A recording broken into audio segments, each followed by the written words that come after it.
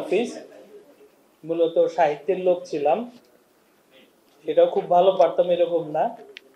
পরবর্তীতে রাজনীতির লোক হয়ে গেছে আর কি, বুদ্ধিবৃত্তিক কাজ আমার না। তো এই আলোচনা শুনে বাড়তি কথা বলার লোক সামলাইতে পারতেছে না, যদিও আমার একটা লিখিত প্রবন্ধ আছে, এটা পড়বো। আমরা ভারতকে সবাই তাড়াইতে চাই, এই বিষয়ে সবাই একমত, কিন্তু 1971 সালে স্বাধীনতা দিবসকে কেন্দ্র করে এটা মনে করতেছি আবার। অথচ ভারত এখানে ইন্টারভেনই করছে 1971 সাল দিয়ে। তো সেই বিষয়গুলো যদি আমরা না বুঝি তাহলে আমরা ভারতকে তাড়াইতে পারবো না। আমরা এখানে অনেক মহান নেতার নাম জানি, অনেকেই বলেছেন, বিশেষ করে মৌলানা ভাসানীর নাম এসছে আর কি। আশ্চর্যজনক হলেও সত্যি, বাংলাদেশকে যারা ভারতের পেটের ভিতরে ঢুকাইছে তার মধ্যে মৌলানা ভাসানী একজন। তো এই আলাপগুলি আপনাদের জানতে হবে আর কি। তো শুধু ছোট্ট করে একটা সূত্র দেই, এটা যদি আপনারা মনে রাখেন, বাংলাদেশের মিডিয়া যে সমস্ত লোকজনকে সেলিব্রেট করে, সবচেয়ে ফেমাস হিসেবে আখ্যা দেয়, বড় বড় নাম হিসেবে যাদেরকে তুলে ধরে, মনে করবেন এরাই হইতেছে ভারতীয় দালাল। আর যাদেরকে ভিলেন হিসেবে উপস্থাপন করে, এটা মনে করবেন বাংলাদেশের মানুষের পক্ষের লোক। তো আমি আমার আলাপটা শুরু করি। বাংলাদেশে হিন্দু স্বার্থের রাজনীতি, ঐতিহাসিক শেকড় সন্ধান, গোড়া থেকে শুরু করা যাক। সিরাজউদ্দৌলা, বাংলা বিহার উড়িষ্যার নবাব। মূল ঘটনা তার পতনকে কেন্দ্র করে শুরু। নবাব সিরাজের সাথে দূরতম সম্পর্ক ছিল না বাংলাদেশের মুসলমানের, শাসক শাসিতের সম্পর্ক বিনে। এমনকি সিরাজের মাতৃভাষাও বাংলা ছিল না, অথচ বাংলার মুসলমানকেই সবচাইতে বড় খেসারতটা দিতে হলো সিরাজের পতনে। কেন? সে প্রশ্নের জবাব দেওয়ার আগে আসুন, কেন এই খেসারতটা বাংলার হিন্দুকে দিতে হলো না সেই প্রশ্নটা করি। উল্টো তারাই কিভাবে বাংলার মুসলমানকে নিগ্রহের মূল কাজটা করলো ইংরেজের নামে, সেই আলাপটাও তুলি। মনে রাখবেন, ইংরেজ অ্যাবসেন্টি লর্ড হিসেবে কলিকাতা শহর থেকে খুব একটা নড়েনি, নড়া তার পক্ষে সম্ভব ছিল না বলে। আর ইংরেজের এই দুর্বলতার পূর্ণ সুযোগ নেয় তাদের এদেশীয় পার্টনার, ক্ষমতার পার্টনার হিন্দুগণ। তারা জমিদারি করায়ত্ত করে পুরো বাংলার সত্যিকারের লর্ড হয়ে বসে। কিভাবে সেটা সম্ভব হলো আসুন জেনে নেই। রাজা রাজবল্লভ সেন, ইনি সিরাজের খালাতো ভাই এবং প্রতিদ্বন্দ্বী নিমাইস মাহমুদের প্রধান সহকারী ছিলেন। অরাজকতার সময়ে প্রজা পীড়ন করে লক্ষ্মীমন্ত হয়েছিলেন, অর্থাৎ আঙ্গুল ফুলে কলা গাছ হয়েছিলেন। তার মানে এই বিষয়টা সবসময়ই ছিল আর কি। এই আওয়ামী লীগ আমলে, বিএনপি আমলে কিংবা জাতীয় পার্টির আমলে এরকম অসংখ্য লক্ষ্মীমন্ত লোক আমরা দেখছি আর কি, যারা আঙ্গুল ফুলে কলা গাছ হয়েছে। তো সিরাজের সময়, আলীবর্দী খানের সময় এটা ছিল। সিরাজউদ্দৌলা তখনও নবাব হন নাই, তার নানা আলীবর্দী খান মৃত্যু সজ্জায়। এমন সময় রাজবল্লভ কার্যোপলক্ষে রাজধানী মুর্শিদাবাদে এলে সিরাজ তাকে প্রাসাদে বন্দী করেন। সেই সাথে তার সমুদয় অর্থ সম্পত্তি করায়ত্ত করতে রাজবল্লভের ঢাকার বাড়িতে সৈন্য পাঠান। রাজবল্লভের ছেলে কৃষ্ণবল্লভ এ সংবাদ আগে ভাগে পেয়ে সমুদয় ধন সম্পদ নিয়ে তীর্থযাত্রার ভান করে নৌকা যোগে কলিকাতায় পালিয়ে যান। কলিকাতা তখন ইংরেজদের তত্ত্বাবধানে, ইস্ট ইন্ডিয়া কোম্পানির প্রধান তখন উইলিয়াম ড্রেক। ফলে কৃষ্ণবল্লভ ড্রেক সাহেবের কাছে আশ্রয় ভিক্ষা করেন, ড্রেকও তাকে সেখানে নির্ভয়ে থাকতে দেন। এই ঘটনাকে কেন্দ্র করেই মূলত ইংরেজের সাথে সিরাজ সরাসরি দ্বন্দ্বে লিপ্ত হন। এরপরের ঘটনাগুলি কম বেশি আপনারা সবাই জানেন। এ নিয়ে ড্রেকের সাথে সিরাজের উত্তপ্ত চিঠি চালাচালি, সিরাজের কাশিম বাজার ইংরেজ কুঠি আক্রমণ, কুঠি প্রধান ওয়ারেন হেস্টিংস সহ অনেককে বন্দী, সেখান থেকে কৌশলে হেস্টিংসের পলায়ন এবং জনৈক কৃষ্ণকান্তের বাড়িতে আশ্রয় লাভ। কাশিম বাজার কুঠি বেদখল হওয়ার পর ড্রেকের দশা তখন ত্রাহি মধুসূদন। সিরাজকে অনুনয় বিনয় করে সে চিঠি লেখে, নানা উপঢৌকন অর্থদণ্ড দেওয়ার প্রতিশ্রুতি দেয়। তারপরও সিরাজের কলিকাতা যাত্রা থামার কোনো লক্ষণ নাই। এইখানে গুরুত্বপূর্ণ একটা বিষয় ঘটে যা অনেকেরই অজানা থাকতে পারে, সেটাই আজকে আমাদের আলোচনার মূল বিষয়। এই যখন পরিস্থিতি, তখন সিরাজের অত্যাচারে অস্থির রাজা রাজবল্লভ সহ নবাবের প্রধান প্রধান হিন্দু কর্মচারীরা এক হয়ে জনৈক বিশ্বস্ত হিন্দু বাহকের দ্বারা ব্রেক সাহেবের কাছে একখানা চিঠি পাঠান। ধারণা করা যায় রাজবল্লভ এরই মধ্যে তার বন্দী দশা থেকে মুক্তি পেয়েছেন, নইলে কি করে তিনি সহ নবাবের প্রধান প্রধান হিন্দু রাজকর্মচারীরা জোট পাকানোর মতো অবসর পান। তো চিঠিতে তারা লিখে পাঠান তারা ইংরেজদের সাহায্য করতে প্রস্তুত আছেন এবং এও বলে দেন পত্রখানি কোনো বিশ্বস্ত হিন্দু মুন্সির দ্বারা পাঠ করিয়ে তারই দ্বারা যেন উত্তর লিখে পাঠানো হয়। কি বুঝলেন? বিশ্বস্ত তো আরো কত লোকে থাকতে পারে, কিন্তু তাকে কেবল হিন্দুই হতে হবে কেন? প্রশ্নখানা আপনাদের তরেও রেখে গেলাম। এইবার আসেন পরবর্তী ঘটনায়। মূলত এইখানে নবকৃষ্ণদের আগমন। ইনি হচ্ছেন সেই বিশ্বস্ত হিন্দু যিনি ড্রেককে লিখিত রাজবল্লভদের ওই পত্রটির মুসাবিদা করেন। নবকৃষ্ণর মুসাবিদা এতই ভালো ছিল যে ইনি পরে ইংরেজ কোম্পানির 60 টাকা বেতনের মুন্সির চাকরিটি পেয়ে যান। বলা প্রয়োজন যে নবকৃষ্ণ এ সময় কাশিমবাজার কুঠি হতে পলায়নকারী ওয়ারেন হেস্টিংসের ফার্সি শিক্ষক হিসেবে নিযুক্ত ছিলেন। দেখেন ঘটনার নাটকীয়তা কোথায় কোথায় ঘুরপাক খাচ্ছে। তো এই নবকৃষ্ণই নবাব সিরাজের বিপুল ধন সম্পত্তি লুটতরাজকালে বিরাট একটা দাও মারেন, অর্থাৎ সিরাজের ধন দৌলতের বিরাট একটা অংশ তার হস্তগত হয়। আর হুট করে বিপুল ধন সম্পত্তির মালিক হয়ে গেলে বাঙালি তখন কি করে? মাছের মায়ের পুত্র শোক জাতীয় অনুষ্ঠানে প্রচুর অর্থ ঢালে। নবকৃষ্ণ এর ব্যত্যয় ঘটান নাই।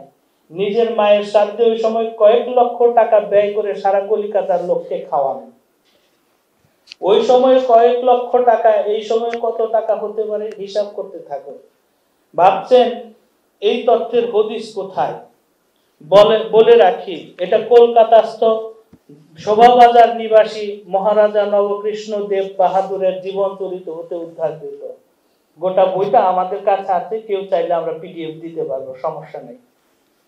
খেয়াল করুন, এতকাল নিদারুণ অর্থ করতে যে জীবন পার করছিল, বছর কয়েকের ব্যবধানে তিনি হয়ে উঠলেন মহারাজা। এটা তো এমনি ঘটেনি। তার মতো লুটতরাজ আরো অনেকেই করেছেন, পয়সাও বানিয়েছেন, কিন্তু রাজ সম্মান পেতে হলে ঘটে কিছু থাকতে হয়, সেটাই তিনি করে দেখেছেন দুর্দান্ত ভাবে। ইনি পলাশী বিজয়ী ক্লাইভকে সংবর্ধনা দিতে বসন্তের দুর্গাপূজার শরতে নিয়ে আসেন। সেই সাথে ইংরেজকে খুশি করতে দেবী দুর্গার কৃষ্ণ গাত্রবর্ণ সাদা পরিবার অভূতপূর্ব আইডিয়াটা দেন। আর এই সবই তিনি করেন ক্লাইভ তথা ইংরেজের মন পেতে। আর এভাবেই বাংলার হিন্দুগণ ব্রিটিশকে অ্যাবসেন্টি লর্ড হিসেবে কলিকাতায় রেখে বাংলার নিয়ন্ত্রণ নিজেদের হাতে নিয়ে নেয়। 1793 সালে চিরস্থায়ী বন্দোবস্তের মাধ্যমে তা আরো পাকাপোক্ত হয়। এরপর ইংরেজের পার্টনার হিসেবে বাংলার হিন্দুগণ সারা ভারতে তার প্রভাব বিস্তার করতে থাকে। অর্থনৈতিক সক্ষমতার পাশাপাশি ইংরেজি শিক্ষার দৌলতে ভারতের বুদ্ধিবৃত্তিক নিয়ন্ত্রণ নিয়ে নেয় তারা। ফলশ্রুতিতে what Bengal things today, India things tomorrow কথাটি প্রবাদ বাক্যের ন্যায় প্রচলিত হয়ে ওঠে। জগতে সম্প্রদায়গত উন্নতি খারাপ কিছু নয়, এটা হতেই পারে। একটা ঘুমন্ত জনগোষ্ঠীকে সঠিক নেতৃত্ব কিংবা অনুকূল পরিবেশ পেলে এগিয়ে যেতে পারে। বাংলার হিন্দুরাও ব্রিটিশ আমলের অনুকূল পরিবেশে শোনে উন্নতি করতে থাকে। এরই পরিপ্রেক্ষিতে তারা বেঙ্গল রেনেসাঁ নামে হিন্দু রেনেসাঁ করে ফেলে। সামাজিক, সাংস্কৃতিক, ধর্মীয় সংস্কার আন্দোলনে বাংলার হিন্দু সমাজ উদ্বেলিত হয়ে পড়ে। দুর্ভাগ্যের বিষয় হলো এই সংস্কার আন্দোলনে বাংলার মুসলমান সমাজের যেমন কোনো অংশগ্রহণ ছিল না, তেমন হিন্দু সম্প্রদায়ও তাদের এই আন্দোলনে মুসলমান সমাজের অস্তিত্ব আছে বলে মনে করেনি। এ কারণে বেঙ্গল রেনেসাঁ হিন্দু রেনেসাঁ রূপেই প্রতিভাত হয়। আর এই হিন্দু রেনেসাঁই ভারতবর্ষের জন্য একটা রাষ্ট্র প্রকল্প হাজির করে, হিন্দুদের জন্য মহাভারতের রাষ্ট্র। ভারতবর্ষের অগণিত মুসলমান, খ্রিস্টান, বৌদ্ধ সহ অন্যান্য ধর্মের মানুষকে তারা এই প্রকল্পের বাইরে ঠেকে দেয়। এ কারণে ভারতের ভাগ হওয়া অবশ্যম্ভাবী হয়ে পড়ে। বাংলার হিন্দুর চোখে পড়ার মতো উন্নতি নিশ্চিতভাবেই ব্রিটিশ শাসনের একটা সুফল বলা চলে। বাংলার হিন্দুর চোখে পড়ার মতো উন্নতি নিশ্চিতভাবে ব্রিটিশ শাসনের একটা সুফল বলা চলে, কিন্তু প্রতিবেশী হিসেবে বাংলার মুসলমানের দশা ঠিক উল্টো হয়ে যায়। আগেই বলেছি, সম্প্রদায়গত উন্নতি কোনো খারাপ কিছু না, কিন্তু সেই উন্নতি যদি প্রতিবেশী সম্প্রদায়কে শোষণ পীড়ন করে হয়ে থাকে, তবে তাকে কোনো মতেই ভালো কিছু বলার উপায় থাকে না। বাংলাতে ঠিক এই ঘটনাটি ঘটে। পলাশীর পার্টনারশিপের মাধ্যমে বাংলার নিয়ন্ত্রণ হিন্দুগণের হাতে চলে যায়, জমিদারের অধিকাংশই তাদের হস্তগত হয়, সেই সাথে মহাজনী সুদের কারবার থেকে শুরু করে সকল প্রকার ব্যবসা বাণিজ্যের মালিকও তারাই হয়। উল্টো দিকে মুসলমান কৃষক জমির মালিকানা হারিয়ে নিজের জমিতেই জমিদারের ভূমিদাসে পরিণত হয়। লেখাপড়া দূরে থাক, দুবেলা দুমুঠো ভাত জোটানোই তার জন্য বিরাট কষ্টদায়ক ব্যাপার হয়ে পড়ে।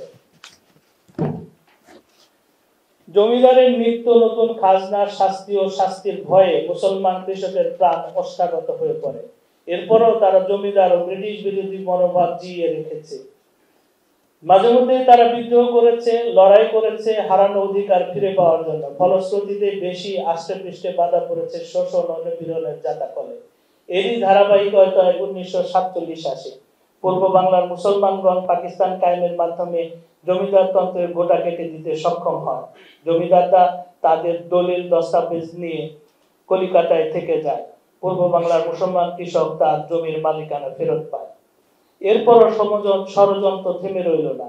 হিন্দু জমিদারগণ তাদের বশংবদ কমিউনিস্টদের মাঠে নামালো তেভাগা আন্দোলনের নামে জমিদারি টিকিয়ে রাখার লড়াই করতে। জমিদার পত্নী ইলা মিত্র সীমান্তের আদিবাসী কৃষকদের উস্কে দিল, কিন্তু শেষ রক্ষা হলো না। ইলা ধরা পড়লো, প্রচন্ড নিপীড়নের শিকার হয়ে পরে জামিনে ছাড়া পেয়ে ভারতে আশ্রয় নিল। কথা হলো, সারা পৃথিবীতে কমিউনিস্টরা ব্যক্তি মালিকানা উচ্ছেদের নেতৃত্ব দিয়ে শ্রমিক রাষ্ট্র কায়েম করেছে, অথচ বাংলায় কমিউনিস্টরা জমিদারি রক্ষার নেতৃত্ব দেওয়াকে বিপ্লবী কাজ বলে এখনো গ্লোরিফাই করে। কেন? কারণ তার হিন্দু স্বার্থ। বাংলার কমিউনিস্টদের প্রায় সবাই জমিদার শ্রেণীর লোক কিংবা তাদের বশংবদ। ফলে তার শ্রেণী সংগ্রাম জমিদারি টিকিয়ে রাখার মধ্যে, শ্রমিকের স্বরাজ কায়েমের মধ্যে নয়। এর জন্য পূর্ব বাংলায় কৃষকের রাষ্ট্র কায়েমে নেতৃত্ব দেওয়া সত্যিকারের বিপ্লবী দল মুসলিম লীগকে তারা সাম্প্রদায়িক দল বলে হেনস্থা করতে ছাড়ে নাই। যেহেতু ব্রিটিশের তেলে ঝোলে বেড়ে ওঠা সম্প্রদায়টির কলম ও গলার জোর বেশি, ফলে তাদের লিখিত ইতিহাস পড়ে আমরাও মুসলিম লীগকে এতকাল সাম্প্রদায়িক ধর্মভিত্তিক দল হিসেবে জেনে এসেছি। কিন্তু যখন জানলাম চিরস্থায়ীর মতো নিপীড়নমূলক জমিদারি প্রথা এই দলটি উচ্ছেদ করেছে, তখন তার বিরুদ্ধে আনিত অভিযোগ খতিয়ে দেখার প্রয়োজন নিশ্চয়ই আছে। আর সেটা খতিয়ে দেখতে নিদারুণ চিত্র ফুটে উঠল। স্কুল কলেজে আমরা যে ইতিহাস পড়ে বড় হয়েছি তা আমাদের সত্য জমিদার এবং তাদের বশংবদদের লেখা। এ কারণে পূর্ব বাংলায় মানুষকে সরাসরি নিপীড়নকারী জমিদারদের প্রতিনিধি রবীন্দ্রনাথ বাংলাদেশের অন্যতম প্রধানতম সাংস্কৃতিক আইকন হিসেবে পূজিত হন। আর ঢাকা বিশ্ববিদ্যালয়ের জন্য জমি ও অর্থ দান করা মুসলিম লীগের প্রতিষ্ঠাতা নবাব সলিমুল্লাহর নাম উচ্চারণ করতেও আমাদের কত দ্বিধা। অথচ ঢাকা বিশ্ববিদ্যালয় বিরোধিতা করে কলিকাতার গড়ের মাঠে আয়োজিত সভায় আমন্ত্রণ পত্রে সভাপতি হিসেবে রবীন্দ্রনাথের নামটি লেখা ছিল। সবাই তিনি জাননি বটে, কিন্তু পূর্ব বাংলার মুসলমানের কোনো উপকার করেছেন এই কথাও শুনেনি কেউ কোনো কালে, বরং উল্টোটাই শুনেছে। তার রথিনের খাবারে টান পড়ে যাবে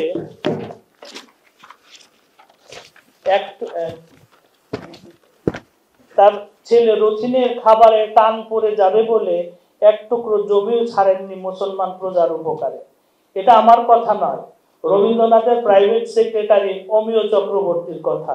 অথচ ঢাকা বিশ্ববিদ্যালয়ে প্রায় প্রতিদিনই পূজিত হন রবীন্দ্রনাথ। আর পূর্ববঙ্গের মানুষের জন্য জীবনটা পর্যন্ত দিয়ে দেয়া নবাব সলিমুল্লাহর নাম পর্যন্ত উচ্চারিত হয় না। কেন? বাংলাদেশে হিন্দু স্বার্থের রাজনীতিটা বুঝতে না পারলে এই কেনর উত্তর আপনি কোনোদিনও পাবেন না। Thank you. ধন্যবাদ যারা এই আয়োজনটি করেছেন এবং আমাকে আমন্ত্রণ জানিয়েছেন। অনেকগুলো আহ, আপনার টপিক নিয়ে আলোচনা হইল, তার মধ্যে অনেক জরুরি আলোচনা, জরুরি প্রশ্ন নানা দিক থেকে আসছে। তো এখানে আলোচনা মানে এই প্রোগ্রামের যে ডিজাইন, তাতে মনে হয় যে আলোচনা হিসাবে মানে এরকম একটা পেপার পড়া বা একটা লেখা পাঠ করার পরে আলোচনা করা, সেই লেখার উপর আলোচনা করাটাই ভালো। তাহলে মনে হয় যে প্রোগ্রামের যে ডিজাইন তার সাথে খানিকটা যায়।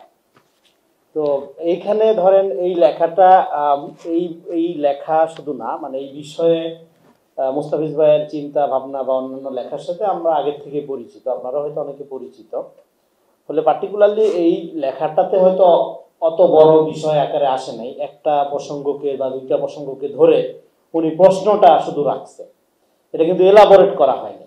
হ্যাঁ, এটা একটা হিউজ ওয়ার্ক। হ্যাঁ, কিন্তু এখানে জাস্ট উনি প্রশ্নটা তুলছে, আমি যদি ভুল না বুঝে থাকি।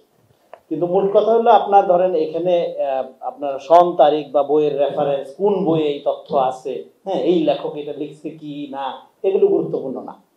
গুরুত্বপূর্ণ হইলো যে হিস্ট্রি কি, হিস্ট্রি সম্পর্কে আমাদের আন্ডারস্ট্যান্ডিং কি, এইটা হলো গুরুত্বপূর্ণ। হিস্ট্রি সম্পর্কে আমাদের কোনো আন্ডারস্ট্যান্ডিং নাই বাংলাদেশের মানুষের, কারণ আমাদের ওই এটা কলকাতার লোকেরই ছিল না। বঙ্কিমচন্দ্র সারা জীবন বলতো, আফসোস করতো, বাঙালির কোনো ইতিহাস নাই। হ্যাঁ, তারপরে তারা ইতিহাস কিন্তু বের করলো। বাঙালির ইতিহাস কিন্তু আসলেই নাই। বঙ্কিমের আক্ষেপ কিন্তু সত্য, এবং সেই আক্ষেপ পূরণ করার জন্য বঙ্কিম কিন্তু দুই হাতে চেষ্টা করছে। নিজে ফিকশন লিখছে, নিজে তার আপনার ধরেন যে হিন্দু ধর্মের থিওলজির ভিতরে ঢুকে যাচ্ছে। হ্যাঁ, তারপরে সেই ইতিহাসের গ্রন্থ রচনা করে নাই, কিন্তু ইতিহাসের অভিমুখ কিরকম হবে তার জন্য যে ধরনের দার্শনিক সাংস্কৃতিক আপনার ধরেন যে ফাইটগুলো করা দরকার, সেগুলো সে নিষ্ঠার সাথে করছে। বঙ্কিম লেখক হিসাবে ধরেন যদি কোনো ভিশনারি লেখক থাকে সারা পৃথিবীতে, আমি মনে করি কার্ল মার্কসের সমতুল্য ভিশনারি লেখক। যদি আমাদের জন্য সে তাকে কাউন্টার করা আমাদের দায়িত্ব, কিন্তু আমি তার ভিশনের কথা বলছি, খুবই ভিশনারি লেখক, গোটা জাতির দায়িত্ব নিজের কাছে তুলে নিচ্ছে। আর আমাদের লেখকরা তো ধরেন একটা পুরস্কারের দায়িত্ব পাইলেই খুশি। তো যাই হোক, ফলে হিস্ট্রি সম্পর্কে আমাদের আন্ডারস্ট্যান্ডিং ইম্পর্টেন্ট। আমাদের কোনো আন্ডারস্ট্যান্ডিং নাই এইটার থেকে। কেন নাই? কারণ হলো history is nothing but a particular agency of knowledge system. এখন কোন নলেজ সিস্টেম আপনাকে শাসন করে, আপনি সেই ইতিহাসের বক্তা।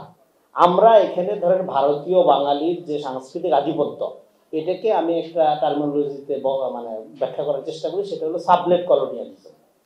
আপনার সাবলেট বাসা বাড়িতে থাকার অভিজ্ঞতা আছে না? খুবই তিক্ত অভিজ্ঞতা কিন্তু। হ্যাঁ, মূল বাসাটা সে ভাড়া নেয় না, কিন্তু যে সাবলেট থাকে সে যে মূল বাসা যে ভাড়া নেয়, তার কাছ থেকে সে একটা পোর্শন, একটা অংশ ভাড়া নেয়। তো কলকাতায় ঘটনাটা কি করছে? কলকাতায় উপনিবেশটা, ব্রিটিশ উপনিবেশটা কলকাতায় হয়েছে, বাট তো কিন্তু আমরা কি ব্রিটিশ উপনিবেশের যে ধরেন এনলাইটেন বা ইউরোপীয় যে ধারা, সেই ধারার কোনো কিছু আমরা অর্জন করছি না। সেই ধারার যা কিছু অর্জন করার সেটা কলকাতার লোকজন করছে। আপনি এখনকার ধরেন ইউরোপের একাডেমি বা আমেরিকান একাডেমিতে যান, একচেটিয়া কলকাতার লোক বা ভারতীয় লোক, বেশিরভাগ কলকাতার লোক অনেকের চেয়ে ডোমিনেটেড। মানে আমি অন্তত আমেরিকান একাডেমির কথা জানি, সে খুবই ডোমিনেন্ট মানে তাদের অবস্থা। কেন? তাহলে সেটা একটা সুফল, ধরেন যদি আপনি মডার্নিস্ট দৃষ্টিকোণ থেকে দেখেন, একটা সুফল তারা পাইছে। ঢাকার লোক তো পায়নি। হ্যাঁ, পাকিস্তানের কিছু কিছু লোক পাইছে, কিন্তু ঢাকার লোক তো পায়নি। কেন পায়নি? কারণ ঢাকার লোক সারা জীবন পূজা করছে এই কলকাতাকে, ও কিন্তু সরাসরি লন্ডন পর্যন্ত, আমেরিকা পর্যন্ত চিন্তাই করেনি। সেই অর্থে আমি এটা লম্বা ব্যাখ্যায় যাচ্ছি না, এই অর্থে আমরা আসলে আমাদের এখানে কলোনিয়ালিটির কোনো কি বলে কুপ্রভাব, যেটা ইউরোপীয় কলোনি বলেন বা ব্রিটিশ শাসনে বলেন, এগুলো কোনো কিছু নাই। আমাদের এখানে যেটা আছে সাবলেট কলোনির প্রভাব আছে। আমাদের এখানে সমস্ত প্রভাবটা হলো কলকাতার এই যে আমাদের এখানকার বুদ্ধিভিত্তিক চর্চা বা বুদ্ধিভিত্তি বলে যা গইরা উঠছে, সেটা একটা ক্যালকেশিয়ান ঐতিহ্য আমাদের এখানে গইরা উঠছে। হ্যাঁ, এইগুলো নিয়ে অনেক আলাপ হইল, তার ল্যাঙ্গুয়েজ, ভাষা, সাহিত্যের ডিকশন, তার বাংলা সাহিত্যের কবিতা, বাংলা সাহিত্যের ছন্দ, বাংলা সাহিত্যের আবৃত্তির ধারণা। হ্যাঁ, আমাদের এন্টার কালচারাল ইন্ডাস্ট্রি, এটা ধরেন এখন মোটামুটি কোটি কোটি টাকার একটা ইন্ডাস্ট্রিতে পরিণত হয়েছে। হ্যাঁ, রবীন্দ্রনাথ একটা ইন্ডাস্ট্রি, হ্যাঁ, এরকম আরো যে ইন্ডাস্ট্রি, হ্যাঁ, যে আপনার পাস বন্দ্যোপাধ্যায়, ইয়াটিয়া মিল্লা, এই পুরো ইন্ডাস্ট্রিটা যদি আপনি চিন্তা করেন, সেই ইন্ডাস্ট্রিটা যে গইরা উঠছে, সেই ইন্ডাস্ট্রিটা গইরা উঠছে কিন্তু জনগণের যে কমন পলিটিক্যাল উইল, সেই কমন পলিটিক্যাল উইলের বিরুদ্ধে। কেন গইরা উঠতে পারছে? জনগণের এত বড় জনগোষ্ঠী। হ্যাঁ, এই জনগোষ্ঠী মূর্খ ছিল না, এই জনগোষ্ঠী শিক্ষিত ছিল, কিন্তু এই জন্য জনগোষ্ঠীর শিক্ষার যে ধারণা, সেই শিক্ষার ধারণার আধুনিকীকরণ হয়নি কলকাতার বা ইউরোপের লোকের সেন্সে। তাদের কাছে ধারণা জ্ঞান চর্চা ছিল এখানে একটা এলমি ধারার মধ্যে দিয়ে ছিল। কারণ আপনার আমাদের এখানে যে কমি ধারার যে আপনার প্রভাব যদি আপনি দেখেন, এই আমাদের এখানে মডার্ন এডুকেশনের আগে আমাদের এখানে জ্ঞানী লোকজন ছিল না, ছিল। সেই জ্ঞানের ধারাটা কি ছিল? ইসলামিক জ্ঞান চর্চার ধারা। কিন্তু এখন ধরেন ইসলামিক জ্ঞান তো জ্ঞান না। জ্ঞান হলো আপনি মঙ্গল কাব্যে নারীর রূপ এবং যৌবনের বর্ণনা দিতে পারলে আপনি জ্ঞানী। আপনি কোরআন হাদিসের যদি ভালো ব্যাখ্যা জানেন, ফিকহ শাস্ত্র যদি জানেন, এটা জ্ঞান না। এই যে জ্ঞানের সেকুলারিকরণ বা কলকাতাকরণ বা পরে এটা আওয়ামীকরণ হয়েছে, এর মধ্য দিয়ে আপনার ইতিহাসের পুরো প্রকল্পটা বাদ হয়েছে। আপনি ইতিহাসের মধ্যে নাই। এই যে ইতিহাসের মধ্যে নাই, কারণ হলো আপনি এই যে হিস্ট্রি যেভাবে আপনার প্রডিউস হয়, তার যে এই যে হিস্ট্রি বললে হিস্ট্রি বললেই কিছু নেই। হিস্ট্রি হলো হিস্ট্রি কি? হিস্ট্রি সন তারিখ অমুক বই আছে, এগুলো হিস্ট্রি না। কারণ মুস্তাফিজ ভাই এখানে যা লিখছে এটা কোনো বইয়ে থাকুক বা না থাকুক, এখানে সমস্ত তথ্য ভুল হোক বা এগুলো বন্ধ করা হোক, তাতে কিছু আসা যায় না। কথা হলো উনি কোন নলেজ সিস্টেমের মধ্যে এটা প্রডিউস করতেছে। এই যে ধরেন এখন ইন্ডিয়া বলে না ফেক নিউজ ছড়াচ্ছে, নো, এগুলো ডিসইনফরমেশন, মিস ইনফরমেশন না, সিম্পলি প্রোপাগান্ডা করতেছে। এবং প্রোপাগান্ডার স্বার্থে সে অথেন্টিক তথ্য উৎপাদন করতেছে। ফলে তথ্য মানে ফ্যাক্টফুলনেস ইজ নট নেসেসারিলি ট্রুথফুলনেস। ফ্যাক্টফুল হলে আপনি ট্রুথফুল হবেন এরকম হবে। আপনাদের যে জ্ঞান পদ্ধতি, যে নলেজ সিস্টেমের মধ্যে আপনি প্রজেকশন করেছেন, দ্যাট ইজ ইম্পর্টেন্ট। হ্যাঁ, অমুক জায়গায় সে আপনার গরুর রচনা লিখছে কিনা এবং ওই গরুর শিং আছে কিনা এটা দরকারি না। কথা হলো গরু সম্পর্কে তার ধারণাটা কি। ফলে হিস্ট্রি এটা একটা ইমাজিনেটিভ প্রজেক্ট, এবং যে কারণে ন্যাশন মানে কি, ন্যাশন বললে একটা ইমাজিনারি কনসেপ্ট। হ্যাঁ, এগুলো আপনারা যারা ম্যাকেন্টায়ার পড়ছেন বা আপনার এটা খুব ভালো আর্গুমেন্ট দিচ্ছে আপনার অ্যান্ডারসনের আর্গুমেন্ট যারা, হ্যাঁ, ন্যাশন ইমাজিনেশন, তো এগুলো পার্থটার্থ আবার ক্রিটিকও করছে। তো আমি আজকে বেশি তাত্ত্বিক আলাপে যাব না। তো ফলে আপনার এই যে হিস্ট্রির মধ্যে আমরা নাই, তার মানে হলো আমরা যে জ্ঞান কাণ্ড বলে যা বুঝি, আমরা যে নলেজ সিস্টেম যেটা বুঝি, সেই নলেজ সিস্টেমটা হইলো আপনার 19th সেঞ্চুরির নলেজ সিস্টেম। এখন 19th সেঞ্চুরির নলেজ সিস্টেম যারা তৈরি করছে, সেই নলেজ সিস্টেমের মধ্যে তো তাদের স্বার্থই প্রাধান্য থাকবে, এটাই স্বাভাবিক। তো এটা নিয়ে হাউকাউ করার কিছু নেই। আপনি কোনো নলেজ সিস্টেম তৈরি করেন নাই, দ্যাটস ওয়াই আপনি রুলিং ক্লাস না, আপনি রুলার না, আপনি সারা জীবন প্রজা। এই যে প্রজাতন্ত্রী বাংলাদেশ রয়ে গেছেন আপনি, কারণ আপনার কোনো নলেজ সিস্টেম নেই। নলেজ সিস্টেম না থাকার কারণে হয় কি, আপনার কোনো ডিসকোর্স নাই। যে ডিসকোর্সের মধ্যে দিয়ে একটা ন্যারেশন প্রডিউস হয়, এবং সেই ন্যারেশন একটা কমিউনিটি প্রডিউস করে, মানে একটা পলিটি প্রডিউস করে। সেটা হয়নি আমাদের এখানে, জাতি হয়নি। হ্যাঁ, আমাদের এখানে হচ্ছে সম্প্রদায়, আমাদের এখানে হচ্ছে ট্রাইব। আওয়ামী লীগ একটা ট্রাইব। তার এবং বাংলাদেশের পলিটিক্সটা কি পলিটিক্স? এখানে সমস্ত পলিটিক্সটাই হলো বেসিক্যালি হিন্দুত্ববাদী পলিটিক্স। এটা আওয়ামী লীগ এটার ধরেন একটা বড় আপনার ছিল, ঠিকাদার ছিল। তো আওয়ামী লীগ কেন এটা ঠিকাদার হইতে পারছে? আওয়ামী লীগ ঠিকাদার হইতে পারছে কারণ আওয়ামী লীগ এই সেম ট্রাইব পলিটিক্সটাই করে। এবং বাংলাদেশের পলিটিক্স একমাত্র আওয়ামী লীগই করতো, আর কোনো পলিটিক্স কেউ করতো না। এবং আওয়ামী লীগের প্রতিক্রিয়ায় বাকি সবাই রাজনীতি করতো, যে কারণে দেখবেন যে আওয়ামী লীগ চলে যাওয়ার পর একটা রাজনৈতিক শূন্যতা বিরাজ করছে। হ্যাঁ, কারণ হলো আর কোনো রাজনীতি নাই, কারণ আপনি আর কোনো নলেজ সিস্টেম ডেভেলপ করেনি, কারণ আর কোনো কিছুকে নলেজ বলে স্বীকৃতি দেওয়া হয়নি। এই জন্য আমাদের প্রথমত যেটা দরকার সেটা হলো, আমি বারবার বলি, আমাদের থিওরিটিক্যাল ভায়োলেন্স দরকার। থিওরিটিক্যাল ভায়োলেন্সের জন্য আপনার এখানে ফটকা বুদ্ধিজীবী দেওয়া হবে না, আপনার হেগেল টাইপের বড় থিঙ্কার লাগবে, যিনি ইমাজিনেটিভ কমিউনিটিকে প্রজেক্ট করতে পারে ফ্রম হাওয়া, একদম গায়েব থেকে যিনি প্রজেক্ট করতে পারে। এবং এখানে তাহলে আপনার কি লাগবে? আপনি এখানে গেলে তো বললে হবে না যে ইসলামের প্রশ্ন ডিল করেন। বাংলাদেশ ইসলাম প্রশ্ন কেন ডিল হবে? বাংলাদেশে ডিল হবে হিন্দু প্রশ্ন, ইসলাম প্রশ্ন কেন ডিল হবে? এখানে কথায় কথায় দেখুন সেমিনার নামা ইসলাম প্রশ্ন, অ্যাজ ইফ ইসলাম একটা সমস্যা। ইসলাম এখানে মেইন স্ট্রিম না, মূলধারা না, এখনো পর্যন্ত মূলধারা না। হ্যাঁ, এটার জন্য মুসলমানরা যে কম দায়ী তা না। আমাদের এখানকার মুসলমানরা এক বাটে গুস্ত পাইলে তার শত্রুরের বুকে জড়াই ধরে। হ্যাঁ, তার তো কোনো সেন্সই নেই। আপনার শাপলারও আমি শাহবাগী পরিণত হইতে দেখছি। তো তার মানে তোর কোনো প্রজেকশন নেই। এবং ইসলামের মধ্যে থেকে একটা ইউনিভার্সাল ল্যাঙ্গুয়েজ বের করতে হবে তাকে। এটা একটা সিভিলাইজেশন। ফলে এই সিভিলাইজেশন কোন ধরনের পলিটি, কোন ধরনের রাষ্ট্র প্রস্তাব করবে, কোন ধরনের কাঠামো প্রস্তাব করবে, সেটা ইয়েট টু কাম। এটা এখন আমরা দেখি না। এখন আমরা খ্রিস্টানিটির মধ্যে বাস করতেছি, মানে ডেমোক্রেসির মধ্যে বাস করতেছি। What is democracy? এটা একটা খ্রিস্টানিটির লিবারেল ভার্সন। এটা নিয়ে আমাদের অবসেশনের শেষ নাই। তো এরপরে লেটেস্ট একটা সিভিলাইজেশনের কাম উইথ ইসলাম। ইসলাম এখনো শুরুই হয় নাই। আমি মনে করি ইসলামের জিন্দেগি বা ইসলামের এরা বা পিরিয়ড এটাই একটু কাম, এটা শুরু হবে। এখন যে শুরু হবে তার সাথে নেগোসিয়েশন করা, তার সাথে ডায়লগে যাওয়ার জন্য যেই ধরনের থিঙ্কিং ফ্যাকাল্টি আমাদের ডেভেলপ করা দরকার, তার জন্য যে ধরনের পাইটি দরকার। হ্যাঁ, পাইটিটা বাংলা কি করবো? ধরেন এই আধ্যাত্মিকতা ধরেন, হ্যাঁ, যেটা যে পবিত্রতা দরকার আমাদের, সেটা তো আমাদের মধ্যে নেই। আমাদের এখানকার বেসিক ইন্টেলিজেন্স হলো চোর বাটপার টাউট, এগুলো কিনতে ডলারও লাগে না, টাকা হলেই কেনা যায়।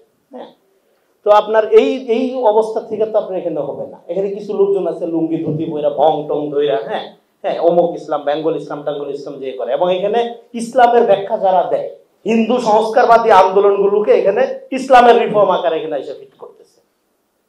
এই যে শক্তি কি বলে যে কর্তা ভজা শক্তি, অমুক তমুক, এই যে নানা যে নাম, হ্যাঁ হ্যাঁ, সাহেব গুরু সাহেবজান অমুক, এগুলো কি? এগুলোর সাথে ইসলামের কোনো সম্পর্ক আছে? এগুলো হিন্দু সংস্কার আন্দোলন। এবং হিন্দু ধর্ম কিন্তু দেখেন একটা পিকুলার ধর্ম, পৃথিবীতে হিন্দু ধর্ম টিকবে না। টিকবে না এই কথাটা বলতেছি, একটা লম্বা সিভিলাইজেশনাল সেন্স, এমন না যেটা কালকেই শেষ হয়ে যাচ্ছে, এটা না। কেন টিকবে না? আপনি হিন্দু হইতে পারবেন না। মানে এটা এটা যে তার যে কাস্ট সিস্টেম, হ্যাঁ, সেই সিস্টেমের কারণে এটা তো বিকশিত হবে না। তাহলে ও কি করতেছে? এই জন্য তার ইস্কন দরকার, তার কৃষ্ণ প্রেম দরকার, এই জন্য তার কালচারাল অ্যাফিলিয়েশন দরকার। কারণ আপনি তো হিন্দু হইতে পারবেন না, কিন্তু আপনি বেদান্তিক সিভিলাইজেশনের ভক্ত হইতে পারবেন। ফলে ও খেলে কালচারাল কার্ড, কারণ ওর এই রিলিজিয়ন একটা ডাইং রিলিজিয়ন। হিন্দু রিলিজিয়ন পৃথিবীতে বিকশিত হবে না। হ্যাঁ, পৃথিবীতে ধরেন বিকশিত ধর্ম যদি একটা থাকে, সেটা ইসলাম। ও অ্যাকসেপ্ট করে, অসুবিধা নেই। আপনি আগে যা করছেন, হ্যাঁ, আগে আপনি ধরেন প্রচন্ড রকম জেনার জীবনযাপন করছেন, দিনের বেলা মদ খেয়ে হাসছেন, কোনো সমস্যা নেই। কালামা করে মুসলমান হয়ে যান, তওবা করেন, ঠিক হয়ে যাবে, অসুবিধা নেই। কিন্তু অন্য ধর্ম আপনাকে, পার্টিকুলারলি হিন্দু ধর্ম, এটা রিজেক্ট, এটা নেয় না। এবং ওর ইনার সিস্টেমের মধ্যে যা আছে এর মধ্যে দিয়ে ও আপনার ও তো এটা এটা এটা চূড়ান্ত রকম একটা ট্রাইব চর্চা করে আর কি।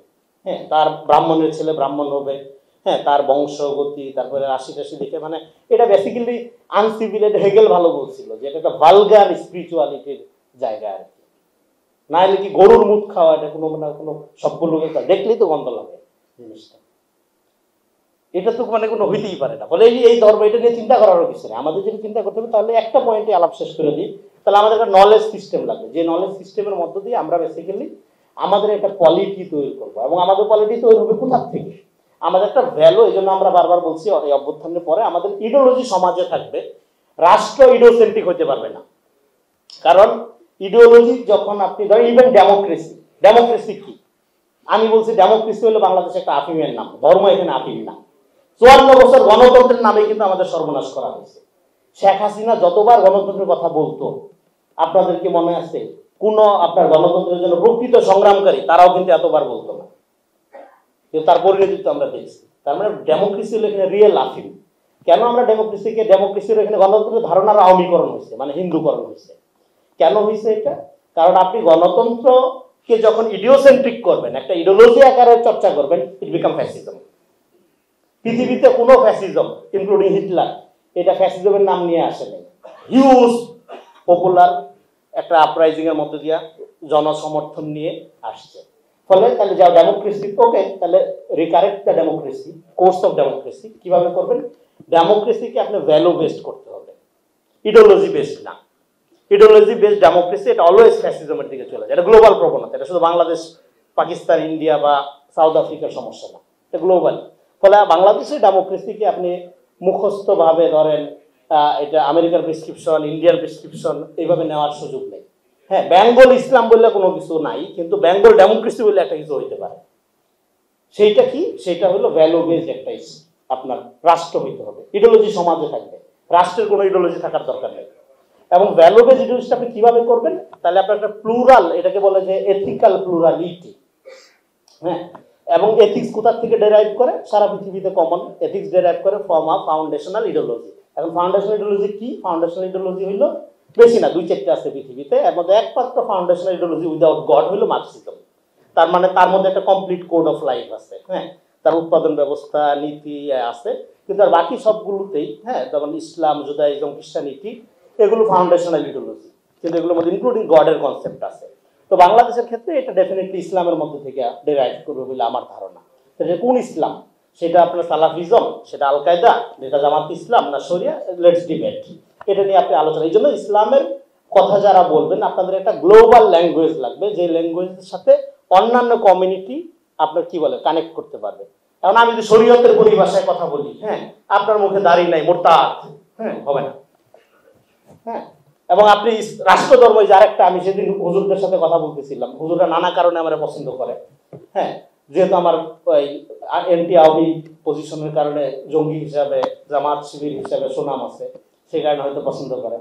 তো আমি বললাম, দেখেন এই যে রাষ্ট্রধর্ম আপনার ইসলাম রাখা হয়েছে এবং টুপিদারি দেখলে ঠেঙানো হয়েছে কি আপনার ইজ্জত বাড়ছে, এবং অন্যান্য কমিউনিটির কাছে মেসেজটা গেছে কি আপনি মেজরিটি বর্বর, অন্য কারো হকের ব্যাপারে আপনার কোনো আপনার কনসার্ন নাই, নিজের রাষ্ট্রধর্ম করে নিয়ে বসে রয়েছেন, আপনার যে কোনো মডার্ন স্টেট হবে না। তাহলে আপনার প্রথম দাবি তুলতে হবে রাষ্ট্রধর্ম ইসলাম না, আপনার ফেথ ফ্রিডম চাই এবং সিটিজেন ভিত্তিক একটা রাষ্ট্র আপনার তৈরি করতে হবে।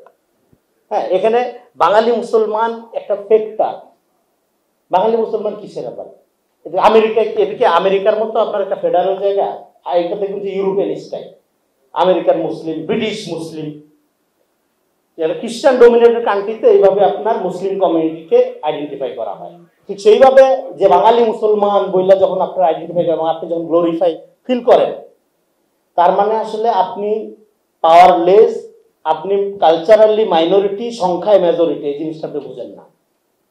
আপনি যে জ্ঞানতত্ত্বের দ্বারা, যে অ্যাপিস্টিক সিস্টেমের দ্বারা শাসিত হন, সেইটা হলো হিন্দুত্ববাদ, সেটা আরএসএস এর সিস্টেম, এবং সেটা তাও দিল্লি বা উত্তর ভারতের হিন্দুত্ববাদ না, এটা হলো কলকাতার হিন্দুত্ববাদ।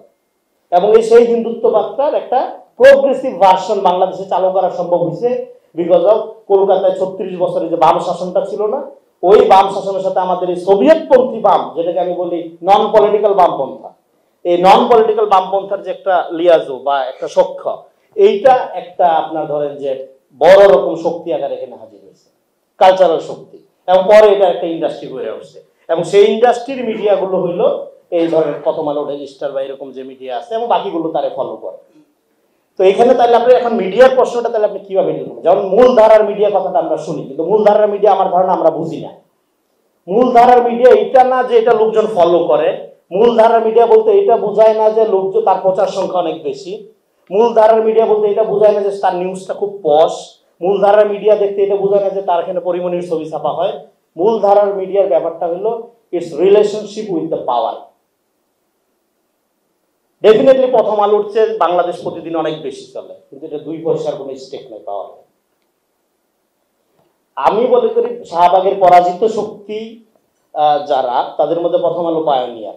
এবং এই শাহবাগের পরাজিত শক্তি, হ্যাঁ, আপনার এটা তো 13 সালে আমরা ডিক্লেয়ার দিয়েছি এটা বাংলাদেশে চলবে না, সেটার 13 সালে হেফাজতের উত্থানের মধ্য দিয়ে এই কালচারাল ব্লকটার পরাজয় হয়েছে, কালচারালি এক ধরনের, এবং জুলাই অভ্যুত্থানে এটা রাজনৈতিকভাবে পরাজিত হয়েছে, কিন্তু এটার ইস্টাবলিশমেন্টটা সামাজিকভাবে পরাজিত করা যায়নি, কারণ আমাদের এখানে ফ্যাসিবাদের একটা সামাজিকীকরণ হয়েছে।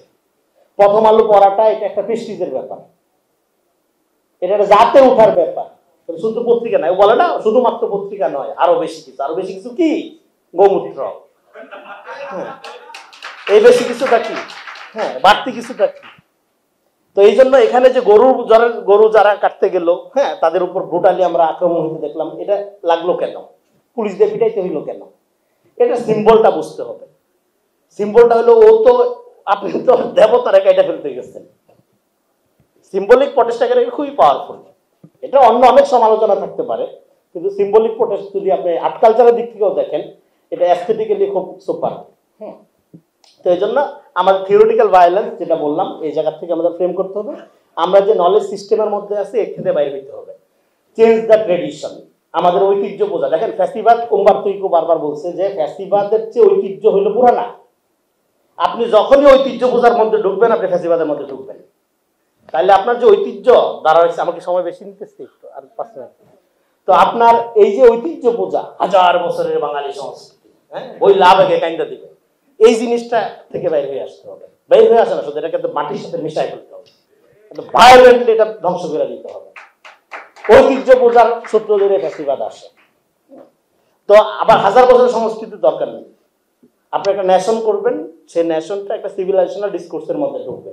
এবং আমাদের সিভিলাইজেশনাল ডিসকোর্স দেখেন এটা কোথায় হবে, আমাদের এখানে আপনারা যে হিন্দুত্ববাদ বলতেছেন, এইটার ফিলোসফিক্যাল পাওয়ারটা কোথায়? এটা বেসিক্যালি নিউ প্যাগানিজম। আজকের যে মোদির হিন্দুত্ববাদ, এটা কিন্তু ঠিক আপনার ওই অর্থে ক্লাসিক্যাল হিন্দুত্ববাদ বা হিন্দু রিভাইভালিজমও না, এটা নিউ প্যাগানিজম।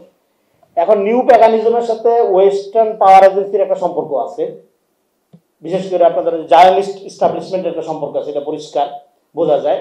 তাহলে আপনাকে এটা সিভিলাইজেশনাল ফাইট যদি দিতে হয়, তাহলে সেক্ষেত্রে আমি মনে করি আমাদের এখানে যারা অর্গানিক থিঙ্কার বইলা, যে স্টুপিড এবং মূর্খ লোকগুলো আমাদেরকে কলকাতার দাসত্ব শিখাইছে, আমাদের বেদান্তিক ফিলোসফিক্যাল ট্রেডিশনে ঢুকাইছে, তারা বেসিক্যালি প্যাগানিজমের মধ্যে আমাদের ঢুকাইছে।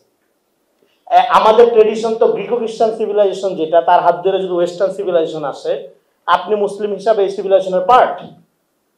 কিন্তু ও আপনারা শিখাইছে কি পশ্চিম খারাপ, কিন্তু ও ফুকোদেরকার নাম নিলে ভালো, আপনি নিলে খারাপ। হ্যাঁ, তো কিন্তু ভালো কে? ভালো হলো রামানুজ, ভালো কে? ভালো হলো আপনার বানভট্ট, ভালো কে? ইন্ডিয়ান লজি। তো ভালো কে? রামকৃষ্ণ। ভালো কে? চৈতন্যদেব, তাই না? তো এটা বললাম ফিলোসফির যে মানে সক্রেটিসিয়ান স্কুল অফ থটের যে এন্টার ট্রেডিশনের পার্ট, আপনি সেখান থেকে আপনাকে বিচ্ছিন্ন করছে, বিচ্ছিন্ন করে আপনাকে গোমূত্রে ঢুকাইছে। এইবার আপনি অর্গানিক্যালি ফেরেন। দেখেন, আমি এটা দেবেশ রায়কে প্রশ্ন করছিলাম, তারপরে উনি আর ইন্টারভিউটা দেয় না। যেমন বললাম, দেখেন আপনারা যে রুটে ফিরেন, অ্যান্টি কলোনিয়াল লিটারেচার করার মধ্য দিয়ে যে রুটে ফিরেন, হ্যাঁ, সেই যে বেদান্তিক রুট, তার সর্বোচ্চ পলিটিক্যাল মনি ম্যানিফেস্টেশন তো নরেন্দ্র মোদী, তাই না? সে কাইপা উঠছিল, বলে কি প্রশ্ন তুমি করলো। আমি এটা ফ্রেম করছিলাম জিজেক দিয়ে, ভালো মতো থিওরিটিক্যালি ফ্রেম করছিলাম প্রশ্নটা। কিন্তু আমি যখন এটা তারা বুঝাইলাম যে আপনার রুটে ফেরা মানে হইলো নরেন্দ্র মোদীতে ফেরা, তার এখন আপনি অর্গানিক ব্যাপারটা একটা ফালতু ব্যাপার। মানে কালচার ব্যাপারটা কি? কালচারটা হলো সালাদের গামলা, এটা টমেটো থাকবে, গাজর থাকবে, শশা থাকবে, হ্যাঁ, ধন্যবাদ সবই থাকবে। এখন আপনি দেখুন গাজরই এখান থেকে সালাদ খাওয়া হবে না, গাজর খাওয়া হবে, তাই না? আমি খুব মানে র্যাটরিক্যালি বলতেছি আর কি ব্যাপারটা। তো বলে আমাদের এখানে আপনাকে আনসিভিলাইজড, ট্রাইবাল, বর্বর বানানো হয়েছে। এবং ইসলাম ব্যাপারটা যেহেতু আরো পশ্চাৎপদ, ফলে ইসলামের সাথে সিভিলাইজেশনের সম্পর্ক নেই, কিন্তু এন্টার সিভিলাইজেশন আপনার গ্রিকো খ্রিস্টান সিভিলাইজেশন তো বটেই, এন্টার পশ্চিমা সিভিলাইজেশনের সাথে ইসলামের যে আপনাদের বা আরব কমিউনিটি বা মুসলিম কমিউনিটির যে সংযোগ, সেটা তো ঐতিহাসিকভাবে সুবিদিত। সেখান থেকে আপনাকে বিচ্ছিন্ন করা হয়েছে, বিচ্ছিন্ন করে আপনাকে বেদান্তিক ট্রেডিশনের মধ্যে ঢোকানো হয়েছে, মানে আপনাকে নিউ প্যাগানের দাস বানানো হয়েছে। ফলে আপনাকে ফিলোসফি, আমি 2-3টা পয়েন্ট বিচ্ছিন্নভাবে এই জন্য আলোচনা করলাম যে আপনার লড়াইটা অনেক ডিপার, এটা ডে টু ডে পলিটিক্স আপনি আরো অনেক পরে করতে পারবেন। কিন্তু আপনি প্রথম কথা হচ্ছে যে নলেজ সিস্টেমের মধ্যে আপনি আসেন, যেটাকে আপনি মনে করতেছেন যে আপনার পাওয়ার হাউস, হ্যাঁ, সেইটা বেসিক্যালি আপনাকে শাসন করতেছে। এখনো আপনার হাতে ক্ষমতা নাই। এই যে একটা এনজিও প্রজাতন্ত্রী বাংলাদেশ সরকার, এর কাছে আপনি এত কিছু আশা করতেছেন। বাংলাদেশে এনজিও সোসাইটি মানে হইলো বাই নেচার একটা আওয়ামী সোসাইটি, এর কাছে আপনি আশা করেন আওয়ামী লীগের বিরুদ্ধে এটা করবে সেটা করবে, সে কলা গাছের কাছে আপনি আশা করতেছেন বড় বড় আম দিবে, হবে নাকি এটা? তাহলে আপনার এইটা অভ্যুত্থান দেখেন, নানা শ্রেণী পেশা মানুষের একটা অভূতপূর্ব ঐক্যের ফল। তার মানে না যে আপনার রাজনীতি তৈরি হয়ে গেছে, তার মানে এটা না যে আপনার একটা কমিউনিটি পলিটি তৈরি করার জন্য যে রাজনীতি দরকার সেটা নাজিল হয়ে গেছে। সেই রাজনীতি তৈরি করার একটা সুযোগ তৈরি হয়েছে, এটা আপনি বলতে পারেন, কারণ আপনি আগে কথাই বলতে পারতেন না। তো এখন সেই রাজনীতি করার জন্য আপনাকে ডেফিনেটলি আমাদের থিঙ্কিং গাইড লাগবে, ফটকা বুদ্ধিজীবী দিয়ে হবে না। উই নিড আ হেগেল টাইপের ফিলোসফার, যে বেঙ্গলি পুরো কমিউনিটিকে একটা সিভিলাইজেশনাল প্রজেকশনের মধ্যে হাজির করবে এবং তার স্পিরিটটাকে একটা পলিটিক্যাল ট্রান্সফরমেশনের দিকে নিয়ে যাওয়া যাবে, এই আর কি। তো ফলে আমাদের কাজটা মাত্র এটা কি বলে আরম্ভ থেকে শুরু করা। তো আমাদের আরো গভীরভাবে চিন্তা করা দরকার। আমি জাস্ট আপনার কয়েকটা জায়গায় জাস্ট ইয়া করলাম, তারপরে আপনারা প্রশ্ন করলে হয়তো এঙ্গেজমেন্টের মধ্যে দিয়ে আমারও এগুলো নতুন করে জানাশোনা বা আর্টিকুলেট করার সুযোগ তৈরি হবে। সবাইকে ধন্যবাদ। আর প্রথমে আমি গভীরভাবে শ্রদ্ধা নিবেদন করছি সেই সব শহীদের প্রতি, যাদের রক্তদানের মধ্য দিয়ে, জীবন দেওয়ার মধ্য দিয়ে, আর সেই সব আহত ছাত্র ভাইদের, যাদের জীবনের অঙ্গহানির মধ্য দিয়ে আমরা আজকে এখানে কথা বলতে পারছি।